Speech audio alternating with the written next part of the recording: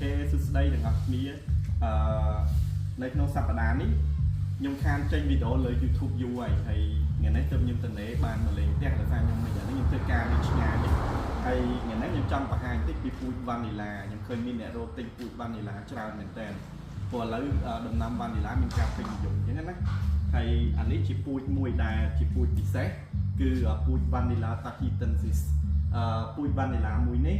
ទាំងអស់វាមាន3ប្រភេទមាន Tahitensis មាន Pompona ហើយនិង Planifolia ហើយពូជអានេះគឺពូជ Tahitensis នេះគឺវាអាចដាំនៅលើតំបន់ដីទំនាបបានទូទាំងប្រទេសកម្ពុជាយើងណាហើយវាក៏ជាពូជដែលមានផ្លែវែងហើយលក់បានថ្លៃជាងគេផងដែរ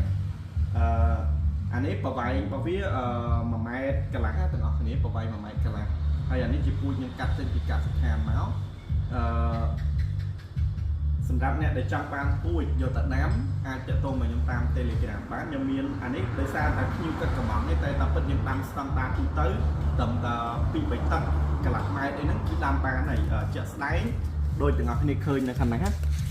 អានេះខ្ញុំបដោះនេះអានេះប្រវែងវាត្រឹមតែ1តឹកជាងឯងខ្ញុំបដោះឃើញដុះឯងល្អនេះអានេះសាកូនវ៉ានីឡាទាំងអស់ខ្ញុំបដោះគឺលឿនមែនតើហ្នឹងហើយនៅក្នុងនេះក៏ខ្ញុំមានប្រវែង4តឹក3តឹកអីនោះដែរតម្លៃវាទៅតាមហ្នឹងអានេះដោយសារភ្ញៀវកាត់កំងតាមតម្រូវការរបស់គាត់1ម៉ែត្រកន្លះខ្ញុំកាត់ជូនគាត់តាមហ្នឹងអញ្ចឹងបើនៅទាំងអស់នេះចង់បានពូជដែលសត្វល្អអាចទៅទងមកខ្ញុំបានតាម Telegram